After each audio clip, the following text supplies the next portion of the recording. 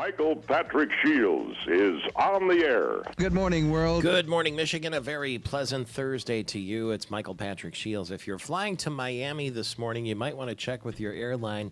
There is a major fire taking place overnight at Miami International Airport. Smoke billowing into the skies. It started at about 11 p.m.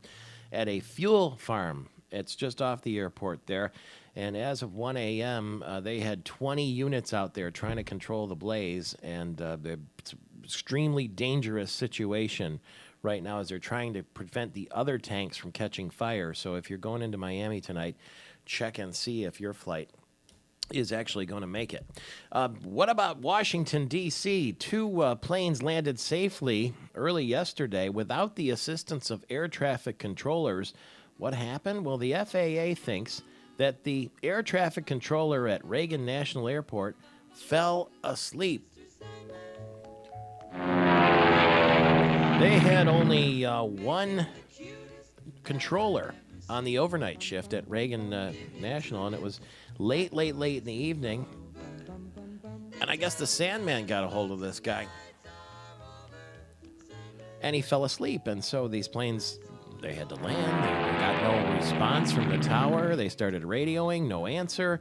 And so they landed anyway, two of them, without any assistance from air traffic controllers. So they're obviously investigating that. And now Ray LaHood, the transportation secretary, says we ought to have two people up there instead of just one overnight in case this happens again. Can you imagine that right there at Washington, D.C.? And if you've ever flown into Reagan National, I mean, it's right there by the Capitol and all the monuments and the White House and all the rest of it.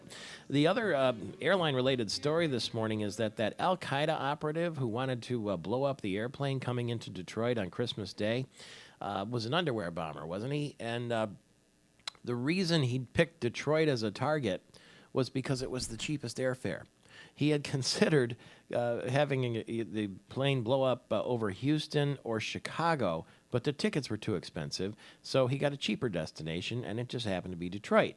Now, we thought it had to do with the fact that we have lots of people of Middle Eastern descent here. We didn't understand why Detroit was the target, but it's because it was cheap. So there you go. I mean, he probably bought it on Priceline.com. Maybe he named his own price as he picked that flight. Gary Austin is with us, the anchorman, this morning, yes. And he's got the news, too. Good morning. Well, we have some unemployment stats out. They are brought to you by who? The unemployment stats? Yep. They're brought to you by the State Department of Human Services and those in the unemployment office. This newscast is brought to you by AARP, a membership organization leading positive social change and delivering value to people age 50 and over through information, advocacy, and service. We are here in our American Metal Roofs studio. You can find them at AmericanMetalRoofs.com. And here's Gary Austin with the rest of the news. I knew that, of course. The unemployment rate, MPS, we're heading in the right direction, dropping to 10.4%. The last time this was tabbed. However, we have to look at this in real numbers. And, in real numbers, we have to add in the folks who've given up looking entirely. So add 5%. Anytime you hear an unemployment stat, whether it be federal, state, add 5% to it. So in real numbers, it's over 15%. But in any event, it's still going down just a bit. The number is 0.3% lower than January and an impressive 3.1% lower than a year ago in all. So how about that? We are heading in the right direction. Certainly glad to see that. In Detroit, a story here involving Detroit police officer Brian Huff. Sadly, he was shot and killed by a fellow by the name of Jason Gibson. He has, in fact, been convicted of that killing. He was convicted, in fact, of 17 charges yesterday, faces a sentence of life in prison without the chance of ever getting out again. Huff was called to the scene. There was a report of a prowler near this house, and Gibson is the one who opened fire, killing Huff. The UAW is expecting GM to recall the last 2,000 workers it laid off back in September. Remember all those big layoffs? And we figured, what in the world would all those be out of a job? When would they get back to the workplace again? Well, word has it, UAW official Joe Ashton is telling us at the union's bargaining convention in Detroit they will have full employment in September, quote, for the first time in a long time. Once the remaining union workers are back on the job, GM can then start making new hires, according to officials, with those employees coming on for half the wage of existing employees. So that was the upshot of this story. GM making a bunch of big cuts, and then rehiring those at a lower wage, all in an effort to save money.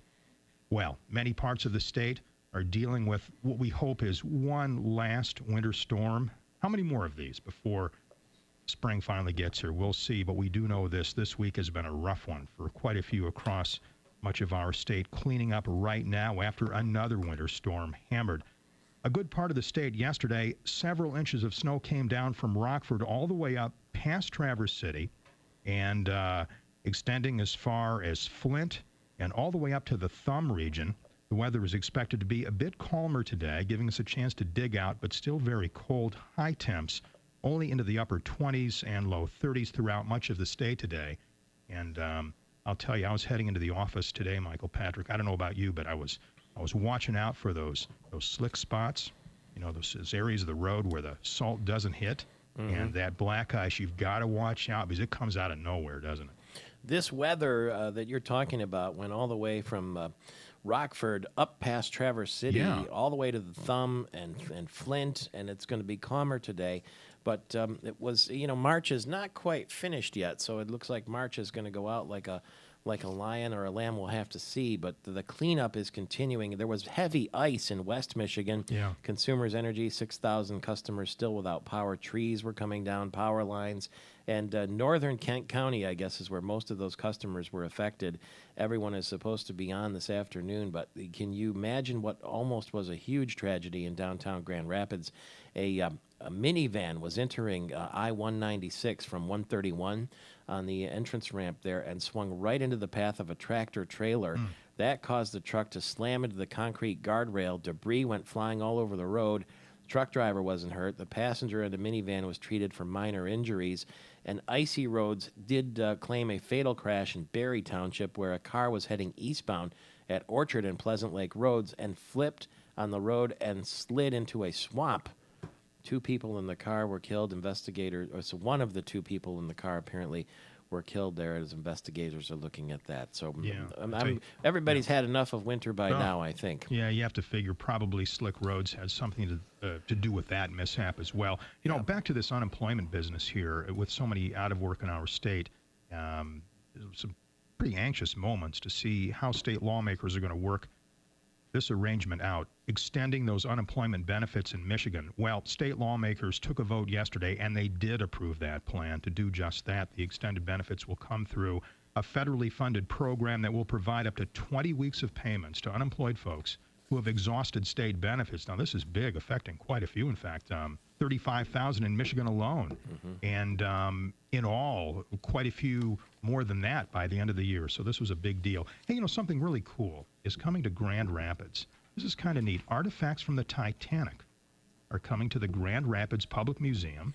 This was a big announcement. It came yesterday. Titanic, the Artifact Exhibition. It'll be in town November of next year. Now, a few months after the 100th anniversary of the ship's actual sinking.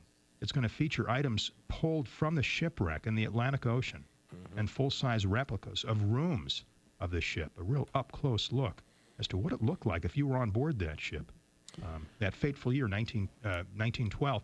And imagine those artifacts have got to be pretty cool, too. It was a long time this stuff was sitting in the water, and when divers went into the water not that long ago and they started retrieving some of those artifacts, we never knew what kind of condition they would be in, but it turns out they were extraordinarily well preserved, really, when you think about it, for all the time they were in the water there. But that's going to be coming to Grand Rapids next November.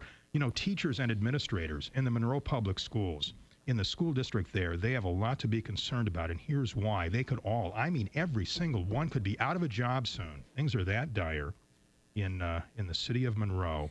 The entire teaching staff, 21 administrators, could all be pink-slipped. Now, according to school officials, enrollment has plunged to less than 7,000 students in the last 5 years.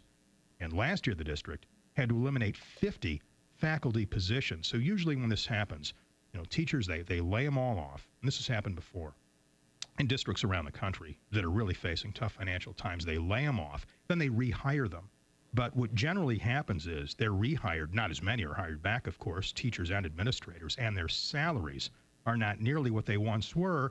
No, the districts say they've got to do it as a way to save money because there simply is not enough money to pay them. So they have to You have to go to that really unenviable option. It really is a sad situation. Yeah, Luana Simon, the president of Yeah. Michigan State University, she's saying that she had been all prepared for a 13% cut to state aid from Governor Snyder, and she was going to hike tuition 5 to 7% to make up for it. Yeah. Then he came in with a 15% cut, and she's saying it's brutal, but we believe we can make it work.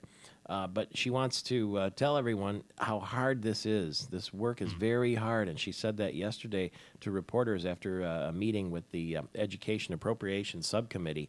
They're trying to do it without raising the fees more than 7%, and everybody's looking for creative ways to manage in this It's new a tough economy. job. This update is service of American Metal Roofs. You'll never have to worry about the weather again with a beautiful, guaranteed American Metal Roofs. Check them out.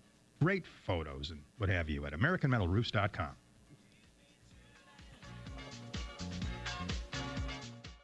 Well, who is coming up next in the polls is the question this morning. There is some new polling data looking ahead toward the race to possibly replace United States Senator Debbie Stabenow, the Democrat, the incumbent United States Senator. And the numbers, well, you can make of them what you will. We've got potential candidate Saul Lanusis down by 52% to 35% if the election were held today, as we understand it. Saul Lanusis is on the other end of our line right now, the founder of Coast to Coast Strategies and the author of the popular blog That's Saul, folks. Good morning to you, Saul. Good morning. Well, what do you make of this number? If you were to run right now against Senator Stabenow, you'd be down 52% to 35%. Oh, sure. I think that's what's very expected at this stage of the game. I mean, I am a virtually unknown political figure. I haven't been defined in any way. I haven't been campaigning statewide. So I think these are not very good numbers for Debbie Stabenow. The fact that she barely hits 50% against Pete Hoekstra, a congressman from West Michigan, and then actually only gets 48% against Terry Lynn Land, who's the only candidate on the Republican side who's actually run statewide twice, shows that she's extremely vulnerable. And I think at this early stage, a year and a half out, when you're an incumbent and you can't, or you're barely hitting 50%, it shows your vulnerability against candidates who haven't even started campaigning yet. So I look at these as very optimistic numbers. I think there's a little bit of an oversampling here of Democrats over Republicans. This poll had identified 41% Democrats in Michigan and only 28% Republican. I mean, traditionally, we would kind of look at about a 35 Democrat to a 30 Republican. So I think it's a little heavy on the Dem side, which, again, makes those numbers even tougher for Debbie Stabenow. You have decided for sure that you're going to give this a go, or you're noodling the idea? No, I'm still thinking about it. I mean, I've been talking to people around the state. I've been talking to donors, talking to activists. I'm actually here in D.C. this week meeting with a couple different consultants. So, I think there's a lot of time yet to make a final decision. There's some other candidates who aren't on this poll that folks have been talking to. But I think the important part for us from a Republican standpoint and from Michigan's perspective is I think most people realize we need a change. I mean, Debbie Stabenow was rated the most liberal member of the United States Senate. I don't think she represents our views very well. And I think that as a campaign would develop for any candidate, I think you would only see her numbers get worse, not better. And I think since the last poll that came out, which really was probably very devastating to her because it was before she started doing any kind of political work, she was even, she only had a 33% approval rating. And over the last 60 days, I think you've seen a lot of activity on her part, on her office part. She's been traveling around the state and doing a lot more, kind of outreach to constituencies. And, I think that reflects in the numbers, and it's very expected of an incumbent. Do you know, the interesting thing is if you line up potential Republican candidates against Senator Stabenow, you mentioned Terry Lynn Land, the former Secretary of State. She's the closest, down by only 10 points. Then you have former Congressman Pete Hoekstra down 50 to 38, yourself, and then the Kent County Judge Randy Heckman all down well. But if there was a primary, because they did some polling on a hypothetical primary, Hoekstra leads Land by a smashing number, 44 to 18%. So yeah, go ahead. Yeah, no, I was just going to say, again, remember, Pete just ran a very aggressive and very good, strong campaign for governor this time around. And he is probably the most prominent of the Republican candidates who is well known amongst the Republican and conservative constituencies around the state. So that shouldn't be surprising. And in a primary, I think today, if all else was equal, Pete Hoekstra is probably the best known Republican. He's got the most recently out there amongst the Republican faithful, somebody who has campaigned for governor. So again, you have to take a look at when did somebody run, what was their exposure to the general public, who's out there, and these are, a year and a half out before the campaign. Again, the real question this far out that you look at is not where the challengers are at. You have to take a look at where the incumbent is sitting. And those have to be numbers that have to have Debbie Stabenow and her campaign people quite worried. Let me ask you this. I know you're close with Newt Gingrich, and he's been thinking about running for president. Have you talked with him about it at all, and do you think he would actually enter the race on the Republican side against Barack Obama? Yeah, I think he's very interested. I mean, I talked to both him and his wife. I was just here a couple weeks ago and had a chance to sit down with him again, and I think Newt is very interested. He is going to be coming up to Mackinac Island, the Republican Mackinac Island Leadership Conference in the fall, as is, I think, Mitt Romney and Tim Pawlenty, as well as some of the other candidates. But I think these guys have already said they're coming up there, so we're going to have a lot of the candidates start coming through Michigan here sooner rather than later. But I think that Newt will probably be one of the at least 4 to 5 candidates that actually jumps in the race, kind of makes it through this exploratory stage where we have over 15 candidates now talking about it. I saw Mike Huckabee leading a poll yesterday for the Republican nomination, and then also surprisingly high in that poll was Donald Trump, who keeps making noise about running. Do you think he really means it this time? Well, he just accepted a speech in Iowa, so I think he's going to at least make an effort of exploring it. I had a chance to meet him and listen to him speak at the CPAC convention in Washington a few weeks ago. Yeah. We really don't know a lot about him as a political figure, where he comes from philosophically. He has given you a very generalistic approach about being a Republican.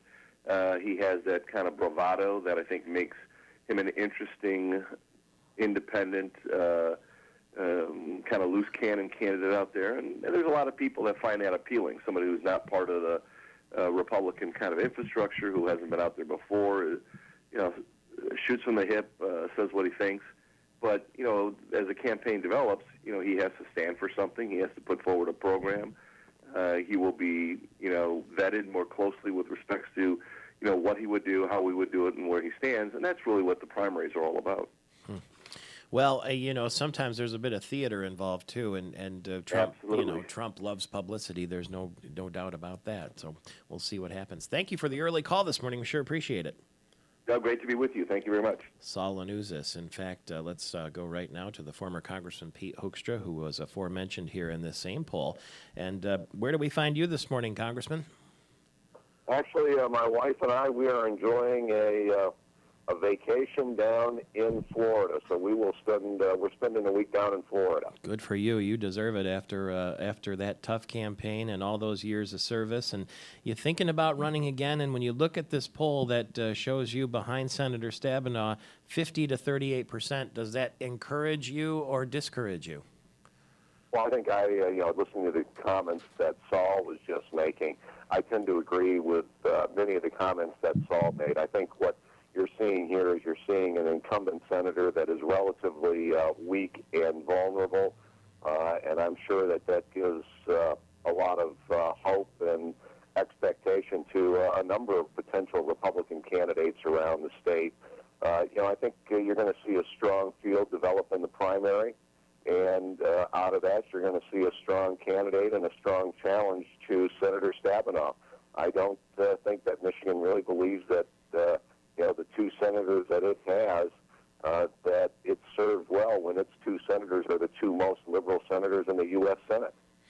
When the poll for the potential primary shows you leading, do you feel almost drafted into the gig? No, I mean, I think, I look back, just having gone through this, I think at about this time in 2009, Rick Snyder would have been listed at 1 or 2%. And there would have been other candidates that were doing much better. You recognize that this is a snapshot, and that these numbers can change dramatically between now and when a primary takes place, and between now and when a general election takes place. But we ran, I thought, a good race for governor. We didn't run a race that was as good as Rick Snyder's, but we came out of that, strengthening my identification, what people knew about me, and what this poll says is that, what people saw in the race for governor, people like. Mm-hmm. Do you like what you see so far about the way he's managing his administration? I really do. I think that he's making the tough calls. He's making the tough decisions. He's doing it in a way that enables him. I think is going to enable him to get a lot of stuff through the legislature, and it's going to be painful. And there's going to be some controversy in Lansing, but we're not seeing the same kind of controversy that we're seeing in Wisconsin and Ohio. While I think we're going to see the same or a significant amount of change in our state, and I think that's going to make Michigan more competitive. Michigan has a tremendous amount of potential. Rick is doing everything that he can to untap that potential, get Michigan people back to work, getting investment coming back into our state.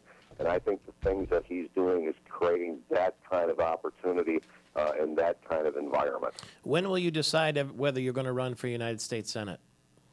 I think that we'll make a final call on that in the next few weeks. This is, it's an intensely personal decision. It's one of the things that Diane and I are talking about a lot while we're down here, while we're enjoying a week of vacation. Mm-hmm. And I've got some meetings scheduled over the next couple of weeks where, again, we will talk to other folks. But, it's an intensely personal decision. You have to really be committed to do it. For us, it would be it'd be the last career decision that I participate in. Because you look at it and say, you're in it to win. You're going to run a year and a half campaign. You're going to then, your expectation is you're going to win. You're going to serve at least, and probably not more than 2 terms. Mm-hmm. And that takes you from your late 50s to late 60s, and it's kind of like, okay, is this the thing that we want to do for the last 12, 14 years of our professional life? Yeah, well, and so we're spending a lot of time looking at it. We left the governor's race. We left it with a very positive tone. We liked the people that we met. We loved going across the state of Michigan. At the same time, when you leave one statewide campaign and you're unsuccessful, it doesn't mean you're just ready and eager to jump into the next one. So, we're going through this in a very deliberative process, making sure that we've got all of the information that we feel that we need to make a good decision. Okay, well, I'm sorry we woke you up on vacation, but now you can go watch the sun come up in Florida. Absolutely. Sounds good. Hey, thanks. Great talking to you. You too. All the best to former Congressman Pete Hoekstra, who might be one day United States Senator Pete Hoekstra. He'll decide within weeks. It's Michael Patrick Shields all across Michigan. That music means it's time for a question or two from the Answer Man. Gary Austin is the petitioner in this matter, and the Answer Man's never been wrong because they say that MPS, he's got an answer for everything. And so I do, and my wisdom comes not necessarily from the east, as this music might suggest, but sometimes it has to come from parts south. Gary Austin, right. What is your question? I got a whole pile of stuff here. I don't know where to start, but let's start at the beginning.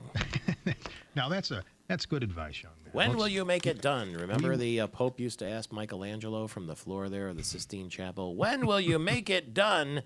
And Michelangelo would say, when I am finished. Very good. Well, Jeez, it's so funny. I'm sitting here in our American Metal Roof studio in front of the coffee house and the street and the lobby and everything, and I'm wearing my Answer Man hat, which is a big bulbous crown, if you will, of red and gold. And State Senator Tom Casperson walks into the lobby and he looks through the window. He's probably thinking, "What have I gotten myself into here?" It's the Answer Man, though. Of course, and it's serious business. What is your question? Okay, here's number one. Okay, we have a toddler, a kid in China, and he's making news because of his weight. Now, this is really incredible. That this kid's 3 years old, and how much does he weigh? 3 years old, and he weighs how much? Well, we don't care for math problems, but we'll say that he weighs more than the average Chinese 3-year-old. And how? 132 pounds. 132. 132. At 3 years old. Isn't that amazing? He's Okay. Lu Ho. And, What's he been eating? Who knows? But he was over. But you know when he was born, you figured he'd be really heavy. When he was born, 5 pounds when he was born. But then he really put on weight in a hurry. And the child's parents have been trying to keep his diet under control, but they say he cries nonstop until he gets something to eat. And they feed him. He settles down, stops eating, starts crying. They feed him. He settles down. He starts crying. You see where we're heading with this. 132 pounds. Imagine that. Boy, at this rate. Well, let's see. If he's 3 at 1, that means at 6 he'll weigh 264. So when he goes into the Chinese restaurant, he wants number 24, number 32, number 57, and number 63. All at once, and if he doesn't get them, he's going to start crying. You know, Okay. doctors have tested the kid, and his hormones are level. His mom says they hope one day to get their son back to normal size, adding, quoting here, this is the mom, if he continues to grow at this rate, his heart could fail. So, I mean, it really is a sad story, and hopefully those involved, the experts there, will get a handle on this. What is your question? Next, the cleanup continues where after a winter storm left a lot of ice. West Michigan It is. and Northern Michigan. Yeah, West Michigan seemed to get the worst of it. Northern Michigan, too. And right now, about 6,000 in and around Kent County have no electricity. They're having to listen to this show either on their transistor radio, battery operated, or they're sitting in their car right now because they won't get any juice out of their house. In any event, our friends at the energy company say light should be back on for everybody around there by sometime this afternoon. Okay. Okay, eating cereal every morning lowers a man's risk of developing high blood pressure by up to what percentage point? Once again, we don't care for math questions around these parts, but it's Well, why not? You're the answer, man. You're supposed to have an answer to everything. it's greater than. You're right. Very good again. Gee, you're so good at that. Yep, 20%. Now, a team even saw a marked drop in hypertension among men who ate only 1 bowl of cereal a week. So eat your cereal and you'll do good. However, they also say stay away from the really heavy sweetened cereals, and we know which kinds those are. All right. A new exhibit in England, and this is getting a lot of attention. And I've seen and we've heard of exhibits of all kinds. This could perhaps be the first exhibit of this kind. What is it? What are they showcasing here? They're showcasing something that people will line up to see, and they'll also pay money to get in there and have a look at it. You're absolutely right. It's called the Filthy Reality of Everyday Life exhibit. Opens today in London. Some of the artifacts include, oh man, Yeah. elegant chamber pots. Here comes breakfast. Oh, jeez. Ben Franklin's carpet duster and sculptures crafted from, you know what. The curator says The Guardian, telling The Guardian here, the exhibit's theme is based on the observation of anthropologist Mary Douglas, who once said that dirt is just a matter out of place. She adds that dirt has been a source of opportunity and creativity for millions throughout history, right? How many times? I really don't know. How many where times you have your come wife up said, with these things? Yeah. Michael Patrick, clean up this house? No, never, because I'm tidy as can be. Then you say, Nothing call is the ever out of maids, place. they'll do it. Right. A free exhibit runs through the end of August, so if you're in London anytime soon, you may want to check that out. Hey, we never let the birthday of a beautiful woman Yes. pass without taking note. 2 good ones today, too. Kelly LeBrock is 51. You would have seen her in Weird Science and The Woman in Red. And, she was in that Gene Wilder movie, too. Was that The Woman in Red? It might have been. And then Laura Flynn Boyle is 41 from Twin Peaks and Las Vegas and The Practice. Happy birthday, darlings, to both of you. And sadly, the passing of Elizabeth Taylor Indeed. at the age of 79. Very, very sad. Hey, one more question here real quick. Looks like we have a little bit of time here. Something very unusual happened at Reagan National Airport. And what was it yesterday that caused a real fuss over there? But they believe that the air traffic controller fell asleep. And there Yes. was only one guy working the overnight shift, and so 2 Yeah. jets had to land on their own. And in a couple of minutes, Gary, we're going to talk with a former airline pilot. He's State Representative Dave Agim, a Republican from Granville, about, we'll hear the audio, actually, of the airplanes calling the tower and getting no answer, neat. and what happened next. And then coming up shortly after that, That's Tom kinda Casperson, the state senator, as I mentioned, who came in just a few seconds ago. Sort of scary there. Escanaba, indeed. It's 14 before the hour. Michael Patrick Shields back in a flash. 10 minutes before the hour, Michael Patrick Shields in our American Metal Roofs studio. We're also joined right here in person by State Senator Tom Casperson, the Republican from Escanaba. Thank you very much for making the trip to the studio here. Thanks for having me, Michael. I just want to bring in, if I can, real quickly, State Representative Dave Agim, the Republican from Granville there in West Michigan, because he was an airline pilot, and he's become our resident pilot expert when something interesting happens in the skies. Good morning. Thanks for being available so early. My pleasure, sir. First off, we hear that the Al-Qaeda operative that wanted to blow up that flight into Detroit on Christmas Day was originally planning to go to Houston or Chicago, but the ticket was too expensive, so he just took the best fare he could get. Now, here we were thinking that maybe there was some significance to Detroit and wondering why Michigan and all of that. Well, it was his best fare. It makes you wonder, like, did he go on to Expedia and look for a cheap price and they say, okay, Detroit's the place. But the big news this morning also in the skies are the FAA wants to know why two airliners set to land at Reagan National Airport yesterday got no assistance from the air traffic control tower. It was an American Airlines jet from Miami, a United Airlines flight from Chicago, basically landed on their own because they got no response from the tower. It was late at night. There was only one person working the air traffic control tower, apparently. And here's what the audio sounded like. American 1900, so you're aware, the tower is apparently not manned. And then there was a controller at a remote site who advised the plane coming in after two others got no response from the on-site tower. Two airplanes went in the past 10, 15 minutes, so you can expect to go in as an uncontrolled airport. Communication between the third plane and the off-site controller. Is there a reason it's not manned? Well, I'm going to take a guess and say that the controller got locked out. Got locked out, maybe, or fell asleep, maybe, Representative Agim. What do you make of that whole scenario? Well, it's not quite as dangerous as what it sounds. However, I think the air traffic controller, if he fell asleep, just lost his job. But what normally happens, you have one controller that brings you in close to the airport, and then when you get to what they call the final approach fix, then they usually switch you over to the tower. And the tower says hello and basically tells you to go ahead and land. When it's late at night and there's very few airplanes, then it's the captain's prerogative. By the way, captain has ultimate responsibility for the airplane, not the air traffic controller. In fact, during the Reagan administration, when they had trouble with the air traffic controllers going on strike, we all wanted to change their names to air traffic advisors because we don't have to do anything they say, but we always do because it's usually the safest thing to do. But the ultimate authority is with the captain. So the captain comes in, he thinks it's safe, he's not talking to anybody there for the tower. He has the prerogative to go ahead and land. I'm sure that's what he did. I don't think that's really unsafe. He can see if there's other airplanes in the area. If they have radar and they have various things on the airplane that they can tell that. So I don't think it's quite as big a deal for the airline itself. It's just a bigger deal for the air traffic controller that probably fell asleep or wasn't there. Wow. Well, Ray LaHood says he's now going to keep two air traffic advisors, controllers, whatever you want to call them, in case one of them falls asleep.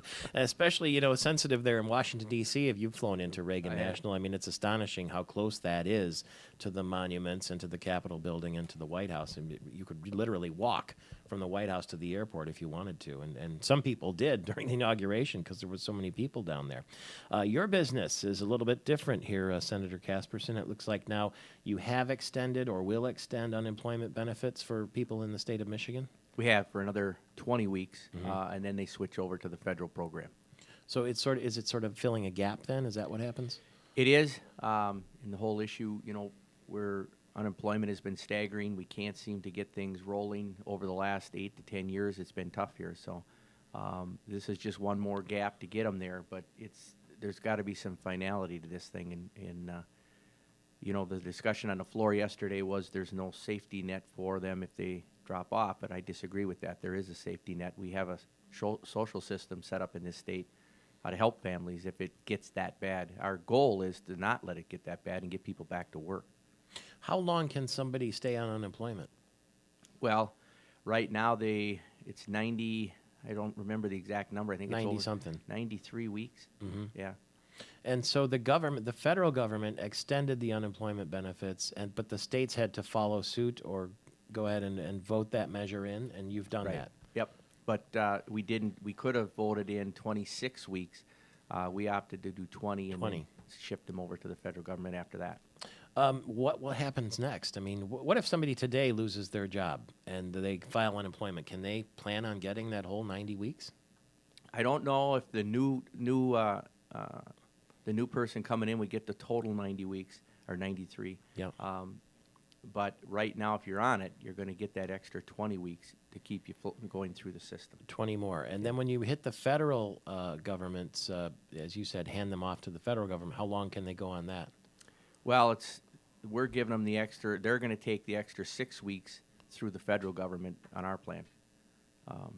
But the biggest issue we've got, and it seems to be with everything we're doing, is how do you pay for all this? Mm-hmm. This isn't about, and I know the argument on the floor became that, but this isn't about not caring about people and wanting to just throw them out in the street. We have a real deficit problem right now, and it's growing, and that's part of the problem, is how do we pay for all this?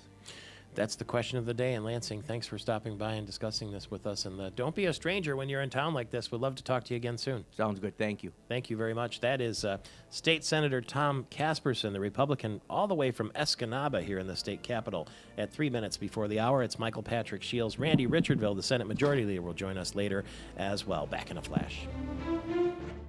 Morning, Michigan. A very pleasant Thursday to you. It's Michael Patrick Shields, heard all across the state of Michigan. Coming up later this hour, Dan Lepp, the CEO of Blue Cross Blue Shield of Michigan, will come to the defense of Detroit after we saw the census figures that showed so many people have moved out of the city, a 25% population drop over the last 10 years. Also, the Senate Majority Leader, the Republican from Monroe, Randy Richardville, will be with us. We're going to talk politics and talk a little bit about the extension of the unemployment benefits. Now, a little bit earlier, there was a poll we talked about that showed what would happen if Senator Stabenow were in an election today. You know, she will be running for re-election, and she's finished 2 terms now in the United States Senate. But what would happen if the election were today? And the results were not terribly surprising, but maybe revealing. And the fact of the matter is that if former Secretary of State Terry Lynn Land ran against Debbie Stabenow would win by 10 points. Former Congressman Pete Hoekstra, if he were to run, Debbie Stabenow would win 50 to 38%. Saul Lanuzzis, the former Michigan party chair and the Michigan Republican National Committee man, would lose 52% to 35%, and Kent County Judge Randy Heckman down 52% to 33%. However, in a primary, Pete Hoekstra would win easily, beating Terry Lynn Land 44% to 18%, also beating potential candidate U.S. Congressman Justin Amash and Heckman and the like. So we asked Congressman Hoekstra earlier this morning. He was in Florida, in fact, when we talked to him, where he's mulling over the idea of running. And we said, Congressman Hoekstra, when will you decide, or will you decide, if you're going to run against Senator Stabenow? Here's what he said. I think that we'll make a final call on that in the next few weeks. This is, it's an intensely personal decision. It's one of the things that Diane and I are talking about a lot while we're down here, while we're enjoying a week of vacation. And, I've got some meetings scheduled over the next couple of weeks where, again, we will talk to other folks. But, we're going through this in a very deliberative process, making sure that we've got all of the information that we feel that we need to make a good decision. We also talked to Saul Lanuzzis, asked him if he's making a serious run against Senator Stabenow. Here's what he said. No, I'm still thinking about it. I mean, I've been talking to people around the state. I've been talking to donors, talking to activists. I'm actually here in D.C. this week meeting with a couple different consultants. So, I think there's a lot of time yet to make a final decision. There's some other candidates who aren't on this poll that folks have been talking to. But I think the important part for us from a Republican standpoint and from Michigan's perspective is I think most people realize we need a change. I mean, Debbie Stabenow was rated the most liberal member of the United States Senate. I don't think she represents our views very well, and I think that as a campaign would develop for any candidate, I think you would only see her numbers get worse, not better. That's Saul Lanusis. Also, we talked earlier with State Representative Dave Agema, the Republican from Granville, because he was an airline pilot, and you're hearing a story, or maybe seeing this morning, that 2 jets landed at Reagan National without the aid of an air traffic controller because it's believed the air traffic controller fell asleep. It was a late night situation. There was only one person working, and so those planes landed on their own. It's causing a big stir, and Representative Agema said it's not as dangerous as it sounds. The pilots always have the last say, and so it's much ado about something, but maybe not as much as we're making it out to be. So let's make State Representative Dave Agema, an airline pilot, our Northwood University Leader of the Day. Northwood University celebrating 51 years of producing leaders and promoting free enterprise. Now, Charlie Batch, the former Lions quarterback, remember? He came out of Eastern Michigan University and played for the Steelers. I think he's still technically on the team as a backup. He's got 2 Super Bowl rings from being a backup with the Steelers, and he may lose them now because of bankruptcy. They may take away a lot of his, all of his personal items. He's got a watercraft and federal tax refunds and sports memorabilia. All that may have to go because of the bankruptcy. He's 36 years old. He's got $2.3 million in assets, which doesn't sound too bad till you realize he's got $8.2 million in liabilities. And another example, it seems, of an NFL player who can't seem to manage his money. There are plenty of examples like that. Congratulations to Rob Elheneke of East Lansing. He has been appointed by the governor to the State Carnival and Amusement Safety Board. He's a partner with the Kelly Cawthorn firm here in Lansing. 13 minutes now after the hour. We are live in our American Metal Roofs studio. You can find them at AmericanMetalRoofs.com, where you can save up to 50% on your heating and cooling bills just by having an energy audit. Very simple matter. AmericanMetalRoofs.com is where you find them. Friends and fans are remembering screen icon Elizabeth Taylor, the Academy Award-winning actress, died yesterday after a long battle with congestive heart failure. She was 79 years old. They're calling her the last movie star, and apparently has a plot next to her parents at the Westwood Village Memorial Cemetery in Los Angeles, where Marilyn Monroe and Farrah Fawcett, Dean Martin, Truman Capote, and Natalie Wood are interred. Linda Solomon, the celebrity photographer from Birmingham, Michigan, who attends many Academy Awards, is on the other end of our line. Good morning to you, Linda. Hi, Mike. How are you? Good. Did you ever meet Elizabeth Taylor? Were you near her ever? Oh, many times. The first time I photographed her, I think, was in 1982 at a New York Friars Club event where she was honored. And then through the years, I was able to photograph her at the Oscars many times. She received an honorary Oscar in 1993 when she was 61 for all of her great humanitarian work. And, of course, it was always an honor for me to photograph her. She was very different than what you would expect. Unlike the stars of today, she didn't have handlers. She wasn't accompanied by an entourage. She had one PR person who accompanied her. She was the most gorgeous woman I have ever seen. When she walked into a room, she would take your breath away. She was that beautiful. She was very small in stature. She was only 5'2", but that face, I've never seen anything quite like it. I mean, she had glamour, and she was just the most exquisite beauty and fun to talk to.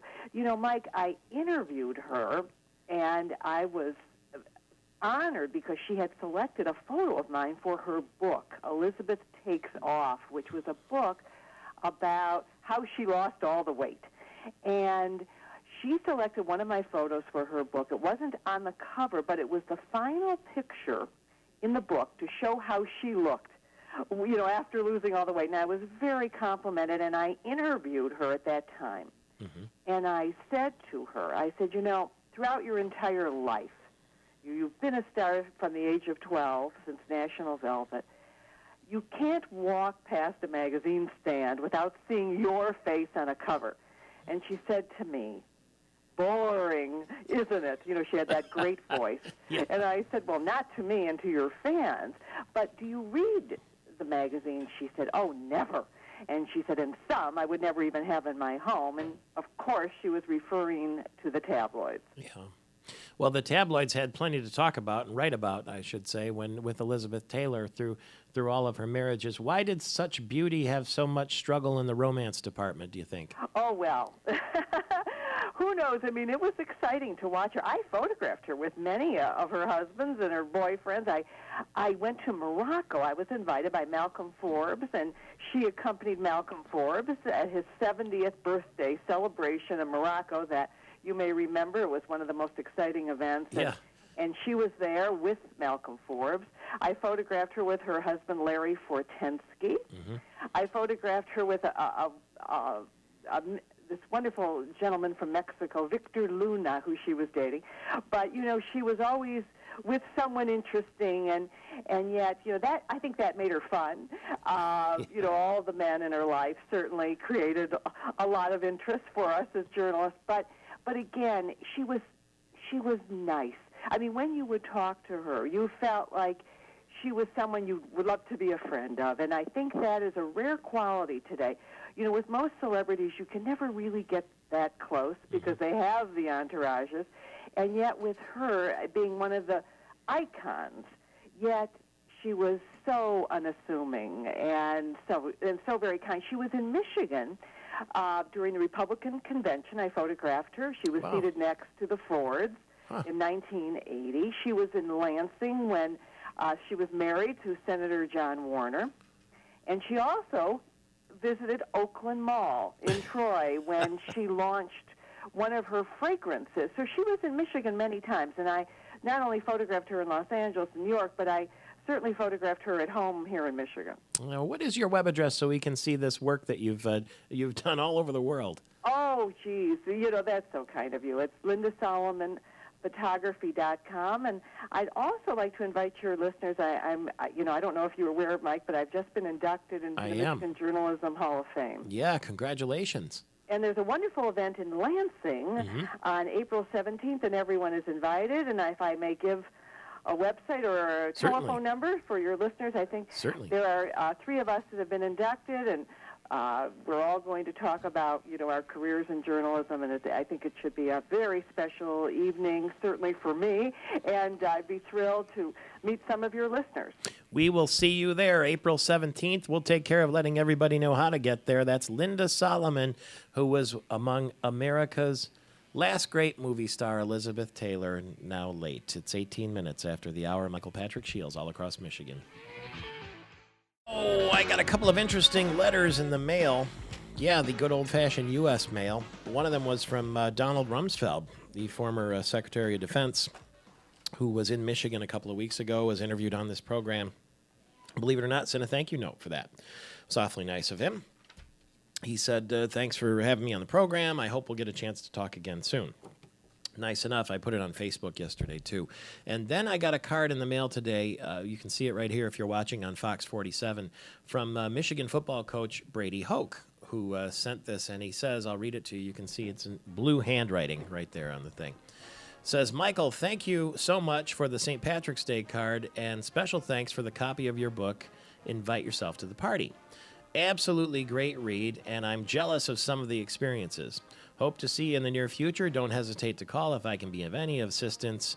Go Blue, signed Brady Patrick Hoke, and he underlines Patrick in the middle there, from the Michigan football coach. Thanks, Coach. We appreciate that very much, and good luck. Spring practice is right around the corner, and it's awfully nice to have a handwritten note from the football coach like that, Brady Hoke. So we'll talk with him again in the future. He's been on the program with us as well. Well, in your honor, Coach, this morning at our American Metal Roof studio, we will give you a bit of sports. The Pistons let another lead slip away late in the game, a 194 loss to the Miami Heat at the Palace last night. Detroit goes to Cleveland now to tip off against the Cavaliers tomorrow night. The Red Wings had the Canucks in town yesterday at Joe Louis Arena, and radio broadcaster Ken Kal was there. Thanks, Michael Patrick. Daniel Sedin scored a pair of goals as the Vancouver Canucks skated to a 2-1 win over the Red Wings last night at Joe Louis Arena. It was the sixth straight road victory for the Canucks. The Red Wings are 0-2-1 in their last three games. Neither team scored in the opening period. Detroit outshot Vancouver 11-5. Daniel Sedin netted his 39th goal of the season at 6:31 of the second, giving Vancouver a 1-0 lead. Both teams netted power play goals in the final frame. Sedin netted his second of the game at 9:29, and Yuri Hudler scored at 11:38, both goals of the power play variety. Detroit outshot Vancouver 40-33. The final again in Hockeytown, Vancouver 2 and the Red Wings 1. That's the story from Joe Louis Arena. Now back to you, Michael Patrick, in the studio. Todd Bertuzzi, Johan Franzen, and Pavel Datsyuk didn't play. They have injuries. The Red Wings have the Maple Leafs coming in Saturday, an Original Six showdown. Is that going to be the Hockey Night in Canada game? Maybe so. Red Wings have placed goaltender Chris Osgood now on injured reserve, and they recalled goaltender Joey McDonald from Grand Rapids. Tigers had their only scheduled day off from Grapefruit League action yesterday. They're going to go back on the field tonight hosting the Washington Nationals at Joker Marchant Stadium. Tigers are 18-10 in spring training, and they open the regular season next Thursday against the Yankees in New York City. Former Spartan Tom Anastas has been named the new head coach of Michigan State's ice hockey team. He had been the commissioner of the CCHA, the Central Collegiate Hockey Association, since 1998. He played for State under Ron Mason back in 81 through 85. He replaces head coach Rick Comley, who retired this year. Now, also want to let you know March Madness is back in action tonight. The NCAA tournament resumes with Sweet 16 action. San Diego State has UConn, Duke faces Arizona, Florida faces BYU, Wisconsin's going up against Butler, and we're going to have the other four games taking place tomorrow. The NIT Final Four is set. Wichita State beat Charleston. Alabama beat Miami. Washington State beat Northwestern in overtime last night. So Wichita State plays Washington State. Alabama gets after Colorado in the semifinals at Madison Square Garden. The PGA Tour is at Bay Hill. Tiger Woods lives right down the street, and he is in that tournament. It starts today in Orlando. That's Arnold Palmer's home course. When he's in Florida, that is. Derek Jeter, the most popular baseball player when it comes to jersey sales. The New York Yankees shortstop has the best-selling jersey. Joe Mauer of the Twins was second. Roy Halladay, Chase Utley, Cliff Lee, all from the Phillies, were third through fifth, respectively. As far as overall team product sales were concerned, the Yankees topped the list, followed by the Red Sox, the Dodgers, the Phillies, and the Chicago Cubs. So come on, Tiger fans. Pony up.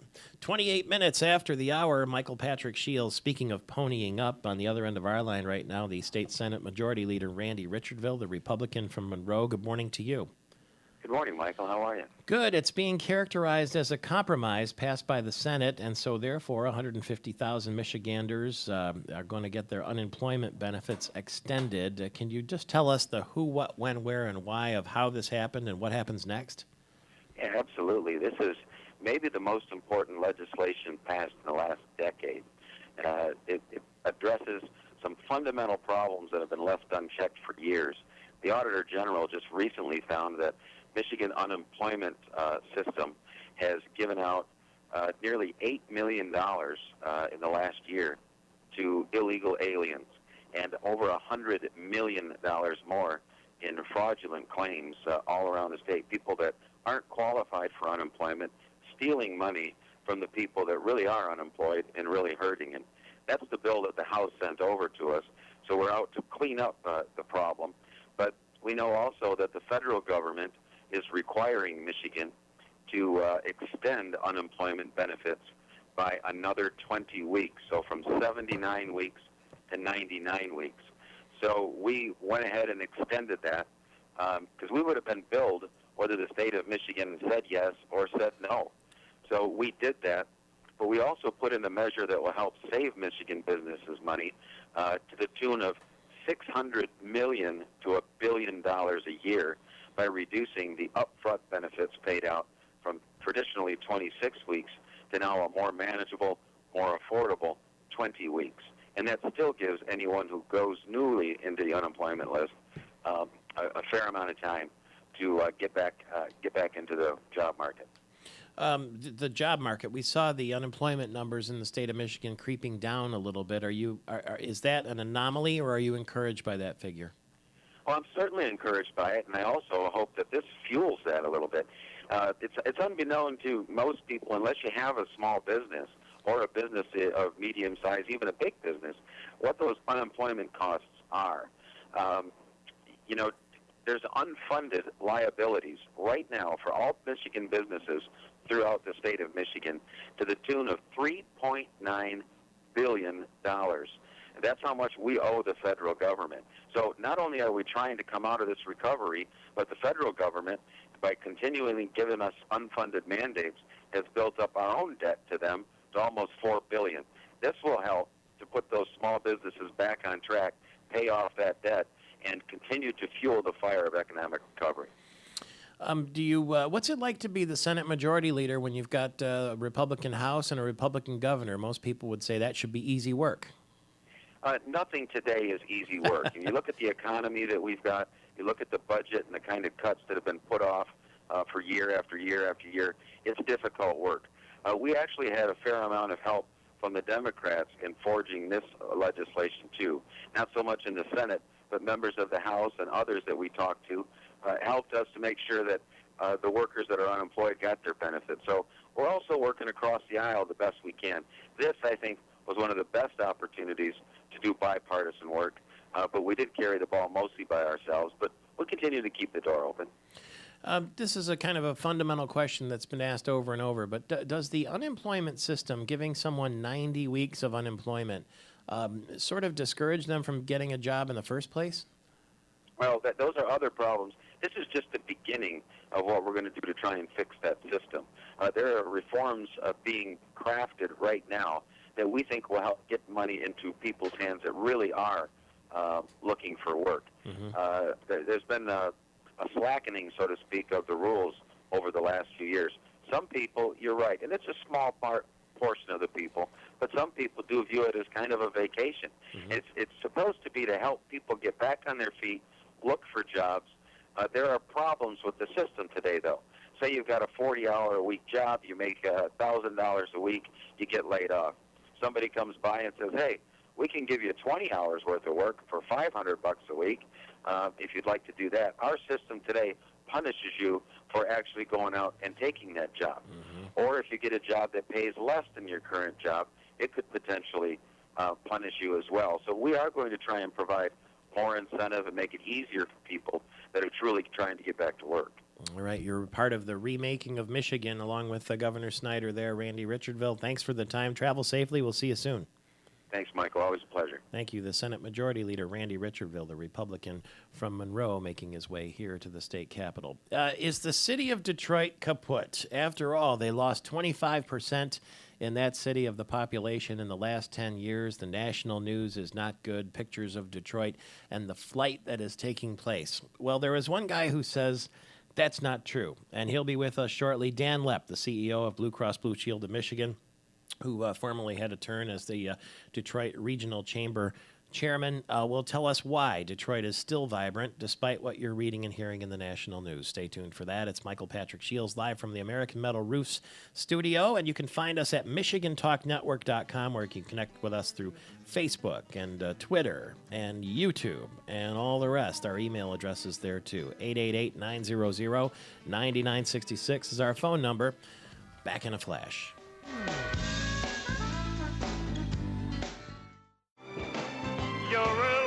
Well, the news from Detroit, not always terrific, as this song with Sammy Davis here singing all about his favorite city. Sammy Davis, hello, Detroit.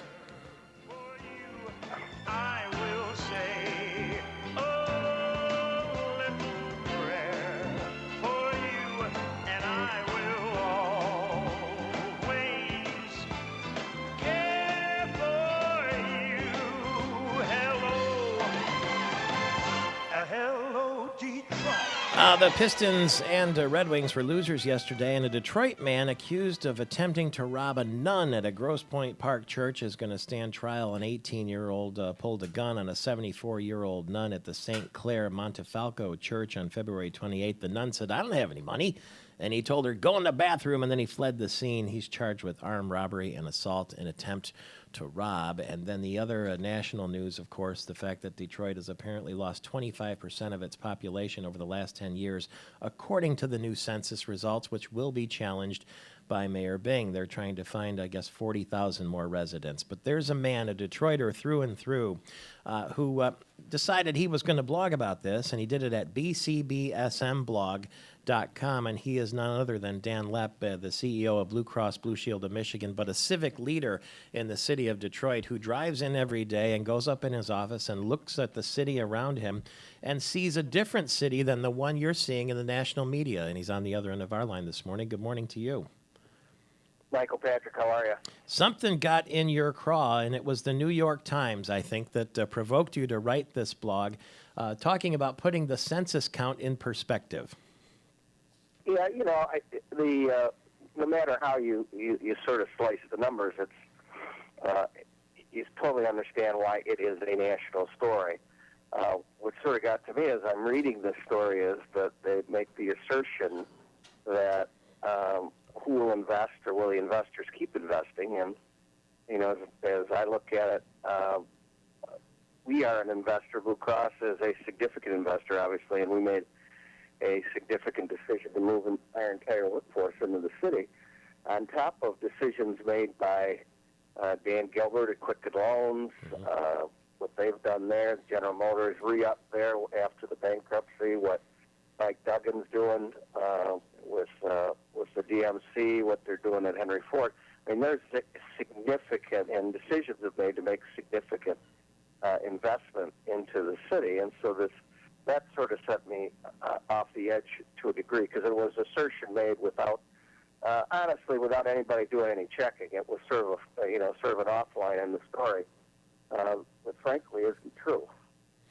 What sort of feedback did you get from your employees who were working in Southfield? 3,000 of them, if I'm not mistaken, when you decided to bring them all out of Southfield and down into the Renaissance Center in downtown Detroit. What sort of feedback did you get?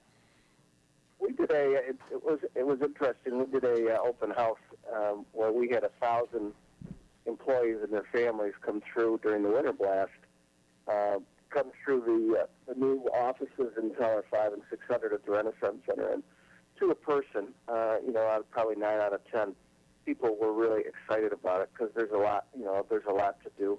The office space is very nice. You're working right on the river, so there's I think generally a real buzz. We're starting to move our first group of folk in on the 1st of May, and so there's a real buzz. I mean, we've made the decision to invest in the urban areas. You and I will be together next week for an exciting time as we open the new accident fund national headquarters in Lansing in the Board of Power and Light building, which is really excited. We did it in Grand Rapids with the Steckety's building and renovating that. There's a lot of good things happening in urban centers in Michigan, and I just felt it was important to articulate that. And so that's why I did it. I'm looking at that accident fund building right now. The sun is shining on it this morning. That's going to be a big day. That's next Tuesday morning. We'll be broadcasting live. We'll be one of the first people in there to have a look-see at the building, and there'll be a series of events through the spring that will bring people here to Lansing. The census numbers here were pretty good. Mayor Bernero was encouraged by it. Grand Rapids was down only 5% in terms of population loss, but that 25%, when you look at that nationally, it's tough to convince people that there isn't flight all over again, this time from the city of Detroit. And they see Mayor Dave Bing talking about, creating farm fields perhaps out in some of those blighted suburbs. And you begin to wonder, how long exactly will it take until Detroit is, declared turned around? Do you think it will happen in our lifetimes? Yeah, I think you have to look at this type of thing as incremental. If you look at, if you start from downtown and move off the Renaissance Center out into the state area of the medical center out towards Henry Ford Hospital, there is a ton of revitalization. And the young people, as they recruit them, you talk to the Quicken Loans people and the General Motors people, there is an interest in living downtown. Now, because of the land mass, I mean, that is one of the biggest things the mayor has to deal with. Detroit is such a huge piece of land. And, frankly, there were, 2.5 million or close to 2.5 million people there at one time, and now you've got 750,000, and so you got to deal with that. There's no question that there's a lot of issues. But to make the connect that somehow the lights have been turned off, just simply isn't true. And as you see, there's a lot of The lights are on. good things going on. You can read it at bcbsmblog.com. Dan Lepp coming to the defense of the city of Detroit, Michigan's biggest city. We'll see you Tuesday, Mr. Lepp, at the Accident Fund opening in the state capitol. Well, we've talked sports, we've talked entertainment, we've talked politics, certainly this morning. Let's talk more business. Just finishing that interview with Dan Lepp, the CEO of Blue Cross Blue Shield of Michigan. We welcome to our American Metal Roof studio Rob Fowler, who is the president and CEO of the Small Business Association of Michigan. Nice to see you again here in the flesh. Good to be here, Michael Patrick. SBAM is what they call it for short. What is the Small Business Association of Michigan all about? We have 11,000 members, so obviously a membership organization really trying to bring a stronger voice to small business in the legislative process. And I always say our value proposition is strength in numbers, both in voice and in buying power. So we get our members deals they couldn't get by themselves. By taking their buying power. And on the phone with us, Doug Rothwell, the president and CEO of Business Leaders for Michigan, back on the air with us. Good to talk to you again. Happy New Year. Good morning, Michael Patrick. It's been a while since we talked, and I'm curious to hear from both of you now. The big question during the race for governor is, what would it be like to have a business person as governor? We turned down Dick DeVos 5 years ago. This time we said, sure, let's give it a shot with Rick Snyder, the computer business expert, and now he's in office, and I wonder, how do you think the experiment is going? Start with you. I'll jump in first and say that I think that there is a mood of great optimism among the business community, the job providers of the state, towards what Governor Snyder is doing. I think that they feel that they have a governor in place who understands what it takes to create jobs, what it takes to create a business environment that gives them the ability to reinvest in their companies. They see a budget that's been proposed that reflects the way a company would do business, planning for multiple years, structurally balanced, and most importantly, putting jobs first with a tax proposal that certainly on the job creation side will do a great deal towards improving the business climate in Michigan and getting our state back on its feet again. Now, Doug Rothwell, Business Leaders for Michigan, 76 of the largest employers in Michigan. Rob Fowler, you have some of the very smallest employers in Michigan. Do the two necessarily jive? Well, you know, I think it's important symbolically that Doug and I are on this sort of trail together. We are absolutely in agreement that the governor's budget is strategic, it is comprehensive, it is businesslike. And frankly, it repositions the state of Michigan from a competitiveness standpoint, and I think that's what's exciting to both of us, large and small. And, you know, it's interesting, the budget, probably the greatest beneficiary of this tax plan will be small businesses across our state. So it's significant that Business Leaders for Michigan is supporting it. Mm-hmm. Probably not the greatest beneficiaries in terms of large businesses, but you know, I think their approach, and Doug can speak to this, is what's good for small business is good for the state of Michigan. And I think that's really an important, not just symbolism, but important in terms of strategy for our state. Doug Rothwell? Yeah, we really do believe this. I mean, I think that when we asked our members how many of them would actually directly benefit from this, it's about a third or somewhat neutral in terms of the fiscal impact. And you know, quite a few of them actually are going to take a negative hit because of the loss of the credits and exemptions, particularly some of the manufacturers. But, you know, overall, when we asked our CEOs what they thought, they said, look, you know, the number one priority has got to be to grow Michigan. And most of that growth is going to occur with small to medium-sized companies, the companies that are Rob's members. And if they're doing well, if they're thriving, first of all, it indirectly helps our businesses because it gives us a better supply base, and it gives us an environment where, you know, frankly, more talent can be retained and attracted to work for large companies, you know, at some point down the road. So we believe if small business is healthy, it is good for Michigan and also good for Michigan big business. Rob, do you think it's a good time to start a small business in Michigan? Yes, I do, and I think the road ahead looks a little smoother than it does behind us. I hope so. Yeah, I mean, I think it is a good time. There are a lot of people who have continued to start businesses, even during the very difficult, stormy years that we've been through. I will tell you this: I think this business tax plan in particular has the potential to be real fuel for an economic recovery because of the situation, the timing we find ourselves in.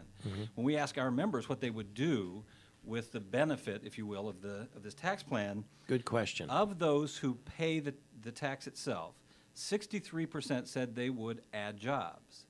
72% said that they would pay more in benefits and compensation to their employees. Oh, really? So the savings will get passed on. It is stimulative, and that's the beauty of the plan. Is it's the quickest way to stimulate the economy.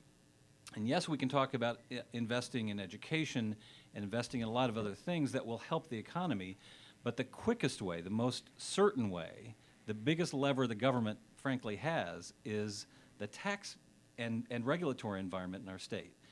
And we are badly we're at a disadvantage from a tax standpoint, tax structure, and tax burden.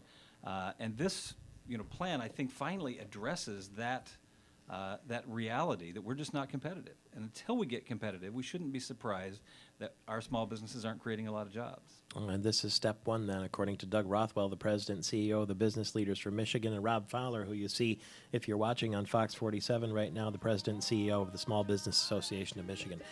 Come by anytime. We're a little business here, too. Yes, you are. And we got one right next door, the Coffee House, always waiting for you. I'm going there next. Thank you very much, Rob Fowler, and appreciate it very much. Television viewers, thanks for being with us. Radio listeners, stay right where you are. There's another hour of this. It's Michael Patrick Shields.